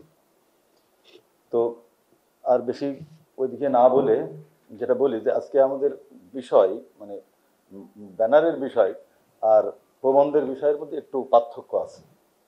ব্যানারের বিষয়টা যেমন আছে যে বাংলাদেশে হিন্দুত্ববাদী রাজনীতির প্রভাব ও প্রসার, আর আমাদের আলোচ্য প্রবন্ধটা হচ্ছে বাংলাদেশে হিন্দু স্বার্থের রাজনীতি, ঐতিহাসিক শিকড় সন্ধান। মোটা দাগে হয়তো আমরা আলোচনা করলে একই জিনিস আসবে, কিন্তু সাবজেক্টকে যদি আমরা গুরুত্ব দিই তাহলে বেশ একটু পার্থক্য আছে। আমি দুটোকে মিলাই কথা বলতে চাই।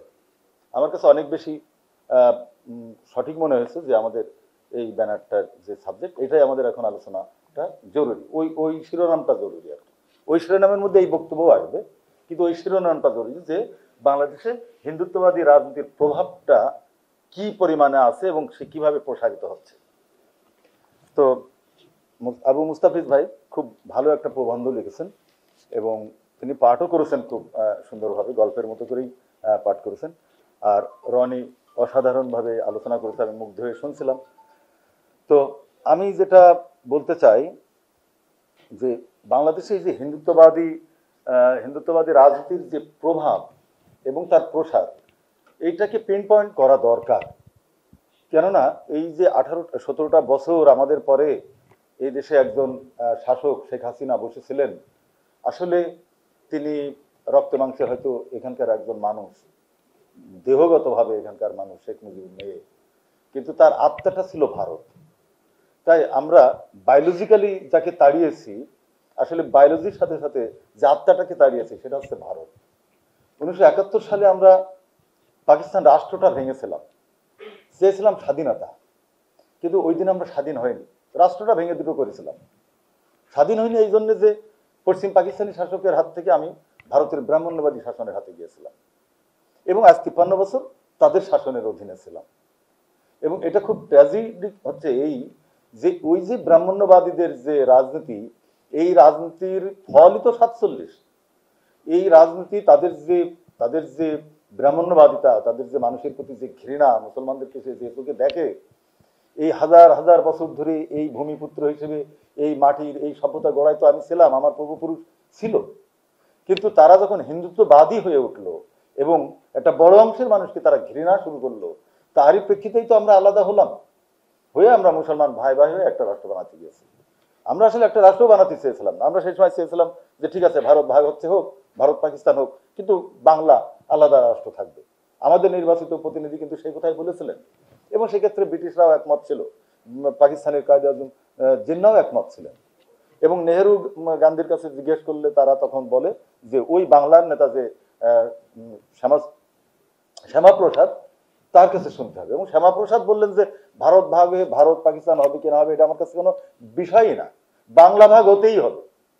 এবং তারই প্রেক্ষিতেই কিন্তু পরবর্তীতে এই বাংলা ভাগের ব্যাপারে ভোট হলো এবং বর্ণ হিন্দুরাই মূলত বাংলাটাকে ভাগ করলো, অর্থাৎ হিন্দুরা বাংলা ভাগ করলো।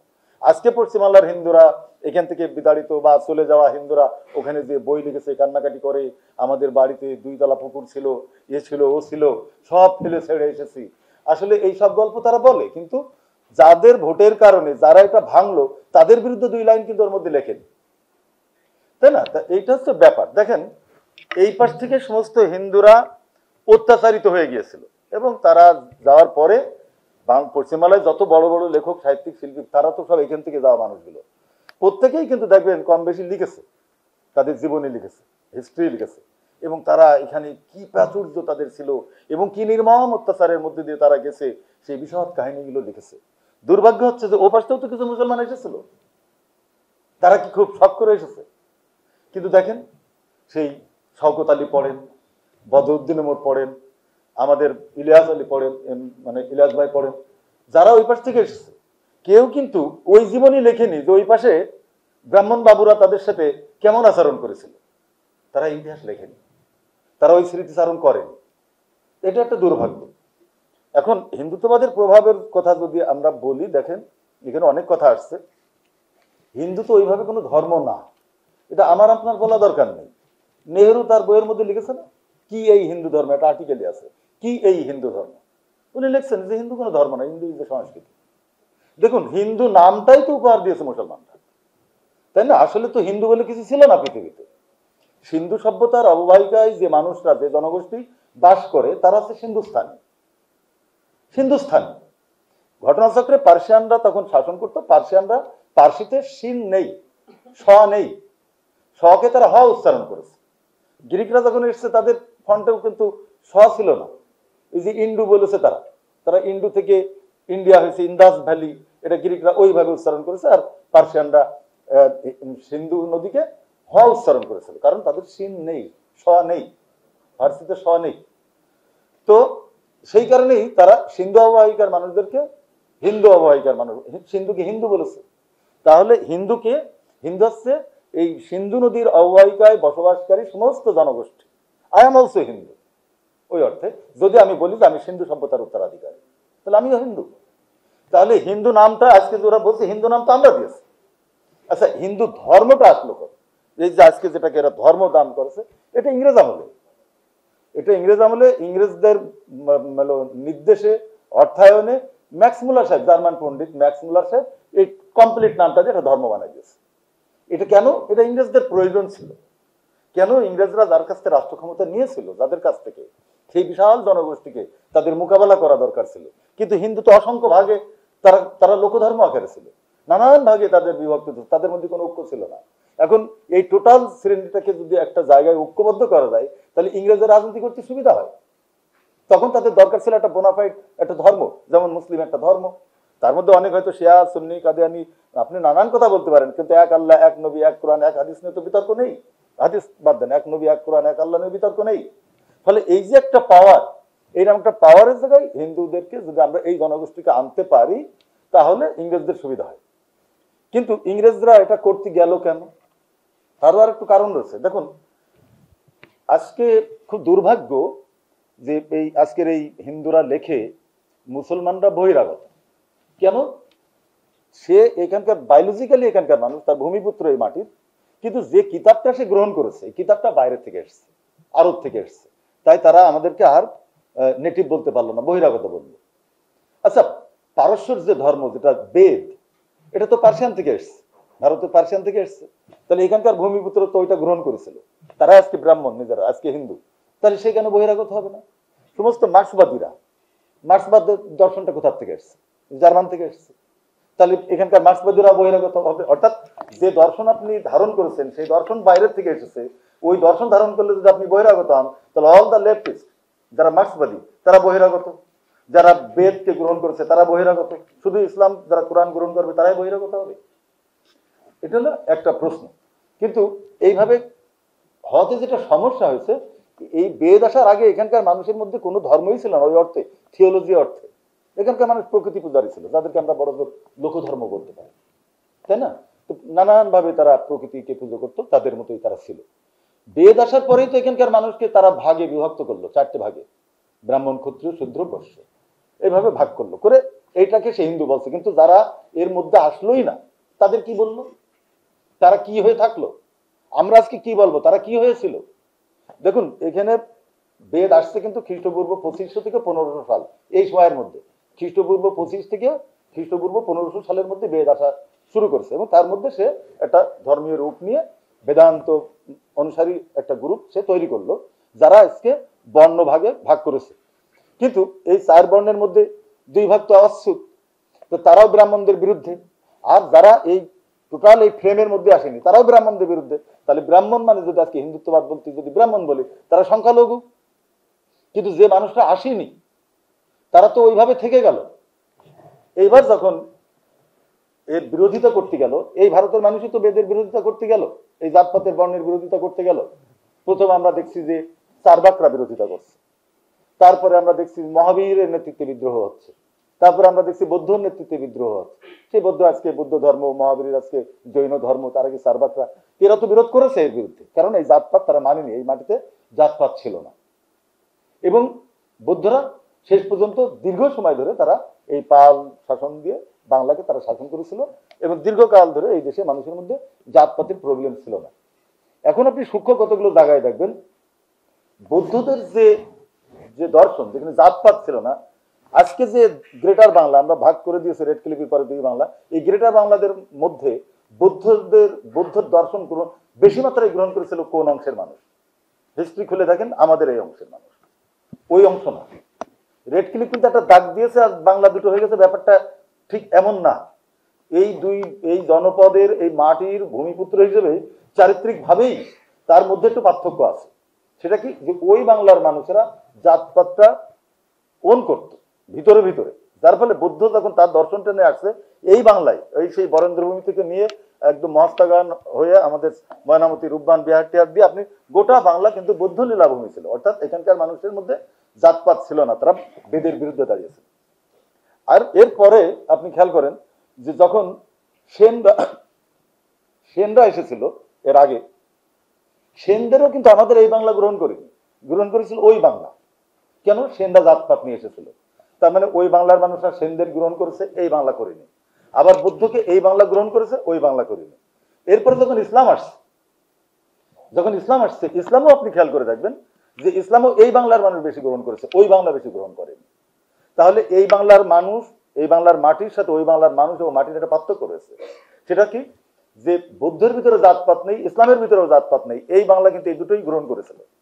আর ওই বাংলা সেনদেরকে গ্রহণ করেছিল, যার মধ্যে জাতপাত ছিল। তাহলে দুটো মাটি কিন্তু আলাদা, এই মাটির সন্তানও আলাদা হবে। এই জিনিসটা আমরা যদি সূক্ষ্মভাবে দেখি এবং আমরা খুব ভালোভাবে এই বিষয়গুলো আমরা জানতে পারবো। রিচার্ড ইটনের বইটা যদি আপনারা পড়েন, যে বাংলা ইসলামের অভ্যুত্থান, সেখানে আরো সুন্দর করে লিখেছেন। অথচ হিন্দুরা এ যাবৎ তার উল্টো ইতিহাস লিখছে, যে এখানে তরবারি দিয়ে মেরে ধরে এখানে মানুষকে মুসলমান বানানো হয়েছে। কথা তো ঠিক না। আচ্ছা, এরপরে আপনি যদি গভীরে আরো একটু গভীরে আসার চেষ্টা করেন, তো এই সেনরা আসার পরে যখন ব্রাহ্মণ্যবাদ তৈরি হচ্ছে এবং সেই ব্রাহ্মণ্যবাদের মধ্য দিয়ে যখন দেশের জাতপাতের দ্বন্দ্বগুলো শুরু হয়ে গেল, ইসলাম আসার পরে যখন সেই মানুষ দলে দলে ইসলামের পতাকা তলে গেল, তখন তো এই দেশের যে মানুষগুলো ইসলাম গ্রহণ করলো, অর্থাৎ লোয়ার ক্লাস হিন্দুত্ব এখনো রয়েছে, অথচ তারা বলছে ইসলাম গ্রহণ করেছে কারা? নিচু জাতের হিন্দুরা। এবং আমরা সেটা বিশ্বাস করছি। নিচু জাতের হিন্দু রয়েছে না এখনো? না, নিচু জাতের হিন্দুরা ইসলাম গ্রহণ করে, তারা তো চলেই গেছে হিন্দুর মধ্যে। করেছে সেই মানুষেরা যারা বেদ গ্রহণ করেনি, সেই লোকধর্মের মানুষেরা, যারা ভূমিপুত্র নেটিভ। আর কারা? বৌদ্ধরা কচুকাটা হয়ে যাচ্ছিল। যখন ইসলাম আসছে তখন এর মধ্যে চলে গেছে, এবং তার আগে তারা আমাদের পার্বত্য চট্টগ্রাম থেকে শুরু করে পুরো আসিয়ান মুক্ত দেশে তারা চলে গেছে। তাহলে ইসলাম গ্রহণ করেছে এক হচ্ছে বৌদ্ধরা, মানে শাসক শ্রেণী, অভিজাত শ্রেণী, আর যারা এসেছে তারা, আর হচ্ছে এখানকার ভূমিপুত্ররা, যারা বেদেও যায়নি, যারা হিন্দু ধর্ম গ্রহণ করেনি, সেই ভূমিপুত্ররা, যারা এই মাটির অরিজিন, তারা ইসলাম গ্রহণ করেছে। কোনোভাবেই ইসলাম কোনো ছোট জাত ইসলাম গ্রহণ করেছে ব্যাপারটা তা না। এখন প্রশ্ন হচ্ছে যে ছোট জাত ইসলাম গ্রহণ করলে কি আপনার আপত্তি আছে? না, মোটেই না। আমি তো জাত প্রথাই মানি না, কিন্তু ওরা এই ল্যাঙ্গুয়েজটা এনেছে বলেই আমার কথা যে ছোট জাত ইসলাম গ্রহণ করেছে, কথাটা কিন্তু ঠিক না। আমাদের এই হিস্ট্রিগুলো নতুন করে আমাদের বিচার করতে হবে এবং বুঝতে হবে। এখন এরপরে যখন ব্রিটিশরা আসার পরে ব্রিটিশদেরকে কারা ওয়েলকাম জানাইছে? হ্যাঁ, একজন মির্জাফর সিরাজের আপন লোক, সে একজন মুসলিম, তার নামটা সামনে এসেছে, কিন্তু এর ভিতরের মূল চাবিকাঠি কাদের হাতে ছিল?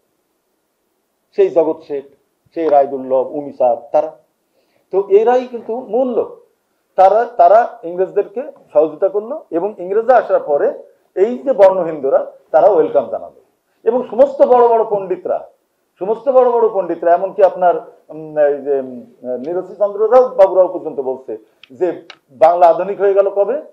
পৃথিবীতে একমাত্র একটা ভূখণ্ড যে সাল তারিখ টাইম দিয়ে আধুনিক হয়েছে, বুঝেছেন? আর পৃথিবীর আর কোনো জনপদে কিন্তু বিবর্তনের মধ্যে দিয়ে আধুনিক হয়েছে, কিন্তু পৃথিবীর একমাত্র জনপদ এই বাংলা যে সাল তারিখ আর সময় দিয়ে আধুনিক হয়েছে। 23শে জুন বিকেল 5টায়, 1757 সালের 23শে জুন বিকেল 5টায় আধুনিক হয়ে গেল বাংলা। কেন? ব্রিটিশরা দখল করে নিয়েছে। এটাই তো এই আমাদের হিন্দু বাঙালি বাবুদের লেখার ইতিহাস। তারা বললো আধুনিক হয়ে গেছে। তাহলে ব্রিটিশদের আগমনটাকে, অর্থাৎ উপনিবেশিক শক্তি যারা দখল করছে, ডাকাত, তাদেরকে যারা গ্রহণ করলো, ওরা কিভাবে ভারতের পক্ষের শক্তি থাকে? তাই শুরু থেকেই এই ব্রাহ্মণরা ভারত বিরোধী অংশ, শুধু বাংলা না, গোটা ভারত বিরোধী অংশ। কেননা তারা ওই বাইরের ডাকাত বিরুদ্ধদেরকে তারা এখানে আশ্রয় দিয়েছে। এখন আপনি বলতে পারেন ইসলামও তো বাইরে থেকে, ইকতার মোহাম্মদ বিন বখতিয়ার খলজি কি বাইরে থেকে আসেনি? এসেছে। আপনি বলতে পারেন বাবর কি বাইরে থেকে আসেনি? দেখুন, ইংরেজদের আসা আর অন্যদের আসার মধ্যে পার্থক্য আছে। স্বয়ং মার্কস বলছেন, যারাই ভারতে এসেছে সকলেই হিন্দুভূত হয়ে গেছে, কেবলমাত্র ব্রিটিশরা ছাড়া। হিন্দুভূত মানে, আমি ছোটকালে মনে করতাম সবাই হিন্দু হয়ে গেছে, হিন্দু ভূত হয়ে গেছে, এই ভাবতাম। আসলে ভূত মানে ভূত, হিন্দুভূত হয়ে গেছে। মার্কস বলছেন যে যারাই এসেছিল তারা এই মাটিতে, এই মাটির মানুষ হয়ে গেছে। ইকতার বিন বখতিয়ার খলজি থেকে শুরু করে যত মুসলমান এসেছে তারা এখানকার মানুষ হয়ে গেছে এবং বাকি জীবন এখানে সে রক্ত দিয়েছে, জীবন দিয়েছে। বাহাদুর শাহ জাফর শেষ পর্যন্ত তার একের পর এক সন্তানদের মাথা কেটে কেটে ট্রেতে করে নিয়ে ব্রিটিশরা নিয়ে যায়নি তার সামনে। তো তারা এখান থেকে টাকা পাচার করে নিত, তারা এখানেই থেকেছে। তাদের বিলাসী লাইফ নিয়ে আপনি অনেক কথা বলতে পারেন, মোগলদের অনেক লাইফ নিয়ে, কিন্তু এই দেশ থেকে টাকা আফগানিস্তানে পাঠাইছে বা তুরস্কে পাঠাইছে এটা তো দেখাতে পারবেন না। কিন্তু ইংরেজরা তো এখান থেকে টাকা ম্যানচেস্টারে পাঠাইছে এবং ইংল্যান্ডের শিল্প বিপ্লব করে আধুনিক বুর্জোয়া রাষ্ট্র তৈরি করেছে এখান থেকে টাকা পাঠিয়ে। তাহলে মুসলমানরা বহিরাগত, ইংরেজরা বহিরাগত, গড়ে চাল সমান করে দিয়ে আপনি বলতে পারেন না। তারা তো পৃথিবীর সব মানুষের। আপনি আজকে আমেরিকায় যাচ্ছেন, আমেরিকায় বসবাস করছে, তারপরে ওখানকার সন্তান জন্মাচ্ছে, সেখানকার মানুষ হয়ে যাবে। মানুষ তো সবসময় অভিবাসী, পৃথিবীর সভ্যতা তো অভিবাসীদের তৈরি। এখানকার নেটিভ যদি যান, আরো গভীরে যান, তাহলে কারা থাকবে? বাঙালি কবে এসছে? কি বাঙালি? এখানকার গভীরে যদি যান আপনি, তাহলে দ্রাবিড়, নিষাদ, কোল, ভিল এইসবগুলো পাবো না আমরা। এই যে একটা সেই চায়ের মহাজাতির মধ্যে থেকে আসছে, ককেশয়েড, নিগ্রয়েড, অস্ট্রেলয়েড, সব জাতির মানুষই তো সব জায়গায় ঘুরে বেরিয়েছে। তখন তো পৃথিবীর এই মানচিত্রই আছে, গোটা পৃথিবী এক, সব জায়গায় এসে গেছে, তাই না? আজকে আমরা বলছি না যে আমেরিকাতে রেড ইন্ডিয়ানরা আদিবাসী, আরে রেড ইন্ডিয়ান তো খ্রিস্টপূর্ব 40,000 বছর আগে এখান থেকে গেছে। রেড ইন্ডিয়ানরাও তো এই মাটির লোক, তারা ওই আলাস্কা প্রণালী দিয়ে ওই আমেরিকাতে গেছিল, আমেরিকায় মানুষ শূন্য ছিল। তাহলে রেড ইন্ডিয়ানরা এখান থেকে যে ওখানে প্রথম সভ্যতা করেছিল, মানুষের বসতি হয়েছিল, তারপরে ইংরেজরা যে দখল করেছে, ওরাও কি ওই মাটির ভূমিপুত্র না? তো অর্থাৎ সারা পৃথিবীটাই মানুষের, সারা পৃথিবীতে মানুষ এমনি ভাবে বেরিয়েছে। তাহলে অন্যান্য মুসলমান যারা আসছে তারা এই দেশে থেকেছে, এখানেই জীবন দিয়েছে এবং এই দেশেই তার স্বপ্ন বাস্তবায়ন করে দেশটা করেছে। আর ইংরেজরাই কেবলমাত্র তারা এখান থেকে শুধু লুণ্ঠন করেছে, নিয়ে গেছে অন্য দেশের জন্য। তো এখন এই হচ্ছে বাস্তবতা। আমরা দেখলাম যে ইংরেজরা আসার পরে এইবার এখানকার ব্রাহ্মণ শ্রেণী, এই ব্রাহ্মণ শ্রেণীরা ইংরেজদের সহযোগিতায় অর্থনৈতিকভাবে সহযোগিতা পেল, জমিদারিত্ব পাইল, হ্যাঁ, এবং তারা এখন অঢেল সম্পত্তির মালিক হলো, তারা লেখাপড়া শিখছে, বিদেশে যাচ্ছে। এবং ইংরেজরা তখন একটা আইন পাস করেছিল, রিনান্স এভিডেন্স। তার মানে হচ্ছে এই যে ইংরেজদের দালালি করলো যে হিন্দুরা, তারা যারা বিলেতে পড়াশোনা করছে, এরা এখন ব্রিটিশ মেয়েদেরও বিয়ে করতে পারবে, যেন তারা ব্রিটিশ, ধরে নিতে হবে যেন তারা ব্রিটিশ। এমন ভাবে তারা ঐক্যবদ্ধ হয়েছিল মুসলমানদের এগেনস্টে রিনান্স এভিডেন্সের মধ্য দিয়ে, এবং এর মধ্য দিয়ে তাদের শিক্ষিত শ্রেণী গড়ে উঠলো। সেই শিক্ষিত শ্রেণী গড়ে উঠে কি করেছে, আমি 4-5 আপনাদের পূজনীয় লেখকের ছোট ছোট 4টে প্যারা একটু পড়ায় দেখি যে হিন্দুত্ববাদের প্রসার এখানে কিভাবে হয়েছে। সেটা হচ্ছে পুরো 19 শতকটা, পুরো 19 শতকে এই যে শিক্ষিত মধ্যবিত্ত যারা হলো তাদের ছেলেরা, অর্থাৎ প্রিন্স দ্বারকানাথ ঠাকুররা তো ইংরেজদের কাছ থেকে জমিদারিত্ব নিয়ে প্রিন্স হচ্ছে, কিন্তু তার সন্তানরা এখন যেহেতু টাকা পয়সা হয়েছে, এখন তার সন্তানরা শিক্ষিত হচ্ছে। সেই সন্তানরা শিক্ষিত হয়ে পুরো 19 শতক ধরে কি করেছে, পুরো 19 শতক ধরে কি করেছে তারই খেসারত দিয়েছি 20 শতকে এসে আমরা 47-এ দেশটা ভাগেছি। 19 শতকে কি করছে দেখেন। রবীন্দ্রনাথের ভাই যতীন্দ্রনাথ ঠাকুর, তিনি তার অশ্রুমতি নাটকে লেখছে এক জায়গায়, কোট, আজ আমরা যুদ্ধে প্রাণ দেব, চিতরের গৌরব রক্ষা করব, মুসলমান রক্তে আমাদের অসির জ্বলন্ত পিপাসা শান্ত করব। ভাবছেন আপনি? এটা হচ্ছে তার অশ্রুমতিতে 1879 সালে লিখছেন। আচ্ছা, এবার দেখেন ঈশ্বরগুপ্ত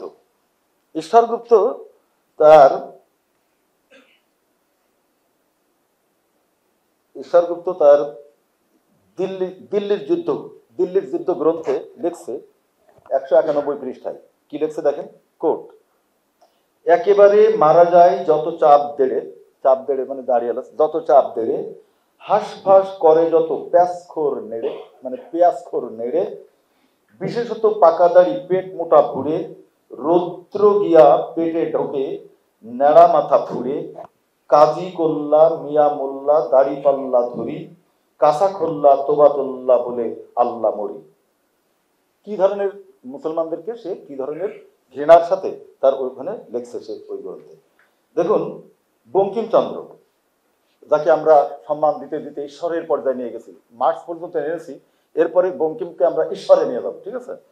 তো বঙ্কিম কি লিখছে দেখেন, তার আনন্দ মঠের বিভিন্ন জায়গায়, আনন্দ মঠের একটা ছোট জায়গা দেখেন, এই যে আজকে বাবরি মসজিদ ভাঙছে, এটা বঙ্কিমের নির্দেশ। আনন্দ মঠে সে কি বলছে, বঙ্কিমের দুটো কোটেশন দিয়ে আনন্দ মঠ এক জায়গায় লিখছে, ধর্ম গেল, জাত গেল, মান গেল, কুল গেল, এখন তো প্রাণ পর্যন্ত যাই, এই নেড়েদের না তাড়াইলে আর কি হিন্দুয়ানি থাকে। আনন্দমঠে হচ্ছে আমাদের বঙ্কিমবাবু লিখছেন। আচ্ছা, বঙ্কিমবাবু আরেক জায়গায় লিখছে, ভাই এমন দিন কি হবে মসজিদ ভাঙিয়া রাধা মাধবের মন্দির গড়িব। এটা করছে, এটাও আনন্দমঠে 3য় খণ্ডের 8ম পরিচ্ছেদে আছে, যে ভাই এমন দিন কি হইবে মসজিদ ভাঙিয়া রাধা মাধবের মন্দির গড়িব। এইসব পড়ছে 18 শতকে তারা লিখছে, আর শিক্ষিত ছেলেমেয়েরা এইসব পড়ে বড় হচ্ছে যে আমাদের একদিন মন্দির ভাঙতে হবে। তারপরে এখন মন্দির ভাঙা শুরু হয়েছে। দেখুন বঙ্কিম আরো এক জায়গায় লিখছেন, কি লিখছেন, কৃষ্ণকান্তের উইলে দানেশ খাকে দিয়ে, দেখেন একটা নাটকে দানেশ খাকে দিয়ে মুসলমানদের শুয়োর বলে গালি দিচ্ছে।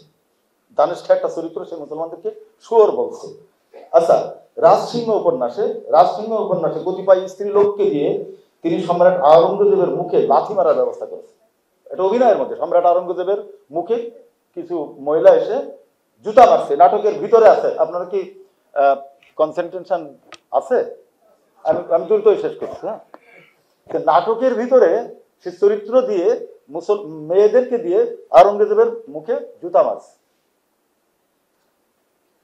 এটা হচ্ছে বঙ্কিমবাবুর লেখা। আর শরতের কোটেশন তো তখন একটা দিলাম, যে হিন্দু মুসলমান তো গাল ভরা বলি। তিনি আরেক জায়গায় বলছেন বাঙালি আর মুসলমান, এই মুসলমান আর বাঙালি ছেলেদের মধ্যে খেলা হচ্ছে, তার মানে মুসলমানরা বাঙালি না। তো এই যে অসংখ্য, ধরেন আপনি দামোদর মুখোপাধ্যায়ের ইসের মধ্যে পাবেন, প্রতাপ সিংহের মধ্যে পাবেন, যোগেশ্বর বন্দ্যোপাধ্যায় রাজস্থানের মধ্যে পাবেন, দীনবন্ধু মিত্রের জামাই বারিকের মধ্যে পাবেন, হেমচন্দ্র বন্দ্যোপাধ্যায়ের বীরবাহু কাব্যে পাবেন, রাখাল দাস বন্দ্যোপাধ্যায়ের পদ্মিনী উপাখ্যানে পাবেন, রবীন্দ্রনাথ ঠাকুরের গোরা এবং রীতিমতো নোবেলের মধ্যে পাবেন আপনি সাম্প্রদায়িকতা। তাহলে এই যে হিন্দুত্ববাদের রাজনীতি অষ্টাদশ শতকে বাঙালি ওই ইংরেজদের সহযোগিতায় এই যে নতুন যে শিক্ষিত শ্রেণী বিদ্যুৎসাহী সমাজ তৈরি হয়েছে, তাদের কাজই ছিল সেই সাহিত্য রচনা করো যার মধ্যে দিয়ে হিন্দুত্ববাদ প্রতিষ্ঠিত হবে আর মুসলমানদেরকে ঘৃণা করতে হবে। এবং তারই বীজ বাষ্প 1947-এ আমাদেরকে শেষ পর্যন্ত আলাদা হতে হবে।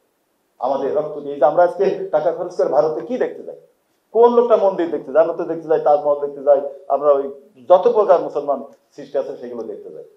সর্বশেষ একটা প্রশ্ন করি আপনাদের, আচ্ছা ভারতবর্ষের যে এমন তো না যে 1200 বছরে ইংরেজ মুসলমানদেররা কিন্তু 1200 বছরের, আপনার 700 বছর বলবেন না, 1200 বছর ছিল। একজন ইহুদি পণ্ডিতের বক্তব্য হচ্ছে, মুসলমানরা যদি সত্যিই সাম্প্রদায়িকতা করতো তাহলে 1200 বছরে তারা যদি সাম্প্রদায়িকতা করতো তাহলে আজকে হিন্দুর কোনো নিশানা থাকতো না, তাই তো? হিন্দুর কোনো নিশানা থাকতো না। আজকে যে তারা প্রায় 100 কোটির উপরে হচ্ছে হিন্দু, আমরা 20 কোটি মুসলিম, তাহলে এই হিন্দুরা যা শুরু করেছে যে মুসলমান ধ্বংস করে যাচ্ছে। 1200 বছরে মুসলমানরা যদি এটা করতো তো থাকতো না। এটা একজন ইসরায়েল পণ্ডিতের কথা। কিন্তু দেখেন সেই ভারতবর্ষে 1200 বছরে শুধু কি একটা তাজমহল বানিয়েছে তো তারা? আপনারা দেখেন তো, একটা তাজমহলে যান, আপনারা ওই ফতেপুর সিক্রিতে যান, আপনারা রেড ফোর্ট যান, আগ্রায় যান, দিল্লিতে যান, একটা কুতুব মিনারের কথা ভাবেন। আরে ফ্রান্স যে আইফেল টাওয়ার বানাইছে সে তো সেদিন প্লেন আবিষ্কার হয়েছে, ইলেকট্রিসিটি হয়েছে, নাট বোল্ট হয়েছে, এরকম জয়েন করে আপনি অনেক বড় টায়ার বানাতে পারেন, এই টাওয়ার বানাতে পারেন। কিন্তু আপনি যদি কুতুব মিনারটা দেখেন, যে সেই সময় তার যে আয়তন, তার যে উচ্চতা এবং পাথর কেটে যেভাবে বানিয়েছে। তাজমহল তো সেই খরস্রোতা নদীর পাশে করেছে। আপনি কি ভাবেন তখন কিভাবে সয়েল টেস্ট করছে, কিভাবে সে পাইলিং করেছে, এবং তারপরে তার ইঞ্জিনিয়ারিং, এস্থেটিক্স, আর্কিটেকচারাল। আমি তো মনে করি যে 1200 বছরে যে হাজার হাজার স্থাপত্য নিদর্শন দাঁড়িয়ে থেকে প্রমাণ করছে, নিশ্চয় আমাদের ইঞ্জিনিয়ারিং শিক্ষা ব্যবস্থা ছিল, আমাদের আর্কিটেকচারের উপরে শিক্ষা ব্যবস্থা ছিল, আমাদের নন্দন তত্ত্বের উপরে শিক্ষা ব্যবস্থা ছিল। তা নাহলে এই বিল্ডিং গুলো কি করে হলো? সবসময় তো বাইরে থেকে লোক যে করেনি, এই দেশে ছিল। কোথায় আজকে আপনি এসে দেখাচ্ছেন কি ইংরেজরা এসে আমাদের লেখাপড়া শিখাইছে এবং টোল পাঠশালা আপনি হাজির করছেন। দেখুন মেকিয়াভেলি বলছেন, তুমি যখন কোনো সভ্য ভূমিকে দখল করবা, সভ্যতাকে দখল করবা, প্রথমে দখল করেই যেটা করবা সেটা হচ্ছে কি, যে ওই ইতিহাস, তাদের ইতিহাসটা মুছে দেবা, জাদুঘরগুলো ধ্বংস করে দেবা, বুদ্ধিজীবীদের হত্যা করবা, আর ভয়টা ঢুকিয়ে দেবা। অর্থাৎ তুমি তার ইতিহাস মুছে দাও, জাদুঘর ধ্বংস করে দাও, বুদ্ধিজীবীদেরকে হত্যা করে দাও, যে ইতিহাসগুলো বারবার তুলবে, এবার মানুষের মধ্যে ভয় ঢুকিয়ে দাও, দিয়ে তুমি তোমার বয়ান হাজির করো। তুমি কি বলবা? তুমি বলবা ভারতের কোনো ইতিহাস নেই, অন্তত জানা কোনো লিখিত ইতিহাস, যাটুকু আছে পরপর বিজিত হওয়ার ইতিহাস আর বর্বরতার ইতিহাস, ভূত পেতাশ্রয়ের ইতিহাস। আজকে ওরিয়েন্টালিস্টরা যেভাবে আমাদের বলছে এবং সেটা প্রতিষ্ঠিত হয়েছে এবং আমরা বিশ্বাস করেছি। যখন আমরা সত্যি সত্যি বিশ্বাস করলাম যে আমাদের কোনো অতীত নেই, আমাদের কোনো ইতিহাস নেই, আমরা আগে পশু ছিলাম, আমরা ব্রিটিশ আসার পরে আধুনিক হয়েছি 1757 সালের 23শে জুন বিকেল 5টায়, তার মানে এর আগে পর্যন্ত আমরা বানর ছিলাম, এই যখন আপনি বিশ্বাস করেছেন তখন সাম্রাজ্যবাদ আপনার মাথার পরে, ওই পশ্চিমারা আপনার মাথার পরে অনায়াসে জেকে বসেছে, আপনি দাস হয়ে গেছেন। আর সেই পশ্চিমাদের তল্পিবাহক, সেই পশ্চিমাদের ক্রীড়নক, সেই পশ্চিমাদের প্রতিনিধি এই দেশে আসছে এই বর্ণ হিন্দু ব্রাহ্মণ্যবাদ। তাই বর্ণ হিন্দু ব্রাহ্মণবাদরা ইংরেজ চলে গেছে, তার প্রতিনিধি হয়ে তারা আছে, আমরা দাসই থেকে গেছি। এই প্রথম যেভাবেই হোক, এটা আমি বলছি বিপ্লব। এখন বিপ্লব নিয়ে আপনারা অনেক সংজ্ঞা দিচ্ছেন, একটা বিপ্লবী পার্টি, বিপ্লবী ঘোষণাপত্র, বিপ্লবী নেতৃত্বের মধ্য দিয়ে বিপ্লব হতে হয়। হ্যাঁ, এই সব গ্রামার হয়তো মানেনি, কিন্তু এটা যেটা ঘটেছে 24শে জুলাই, সেটা হচ্ছে যে থার্ড ল, নিউটনের third law, every action has opposite and equal reaction. এই থার্ড ল ঘটে গেছে। যদি আপনি এইভাবে বলেন প্রকৃতির বিচার হয়ে গেছে, যদি এইভাবে বলেন যে আল্লাহর বিচার হয়ে গেছে, বিচার কিন্তু হয়ে গেছে। হিন্দুত্ববাদ আমরা ঝেড়ে ফেলে দিচ্ছি মাথার থেকে। কিন্তু যেহেতু পরিকল্পিতভাবে আমরা এটা করতে পারিনি, তাই হিন্দুত্ববাদ মাথার থেকে ফেলে দিয়েছি বটে, মানে হিন্দুদেরকে আমি তাড়িয়ে দিয়েছি বটে, কিন্তু সঙ্গে সঙ্গে আমার যেহেতু আগে পরিকল্পনা ছিল না, তাই পরিকল্পনা মাফিক কি দরকার ছিল, কি করা দরকার ছিল আমরা করতে পারিনি। আমরা বিপ্লবী সরকার করতে পারিনি, আমরা আসিফ নজরুলের খপ্পরে গেছি, আমরা সুপুর খপ্পরে গেছি, সেনাবাহিনীর খপ্পরে গেছি এবং ভারতের এজেন্ডার মধ্যে আমরা ঢুকে গেছি। আপনার মনে রাখতে হবে যে 17 বছরে যে ছেলেটা ম্যাজিস্ট্রেট হয়ে ঢুকেছিল, আজকে সে কিন্তু উপসচিব। ফলে আপনি মনে করলেন যে ঠিক আছে আমি ডিসি গুলো বাদ দিলাম, এডিসি গুলো আমার হবে না, এডিসিও তাদের। এডিসি শুধু না, আপনি ওই এডিসি শিক্ষাও তাদের, ম্যাজিস্ট্রেটটাও তাদের। কেন 17 বছরে তারা সাজাই গেছে। সেই জন্যই হাসিনা বিশ্বাস করতেন 41 বছর আমাকে কেউ নাড়াতে পারবে না। কিন্তু আল্লাহর বিচার জন্য রকম, মানুষ পরিকল্পনা করে এক, আল্লাহ পরিকল্পনা করে আর এক। তাই এত এ টু জেড সাজানোর পরও সে থাকতে পারেনি। এখন আমাদের যেটা দরকার সেটা হচ্ছে যে এই 24-এর চেতনা যে কোনো মূল্যে আমাদের রক্ষা করতে হবে। রক্ষা যদি আমরা না করি, দেখুন মার্কস বলছে ইতিহাসে একই ঘটনা দুইবার ঘটে না, যদি ঘটে সেটা প্রহসন। কিন্তু ইতিহাস হলো বাংলায় একই ঘটনা বারবার ঘটে।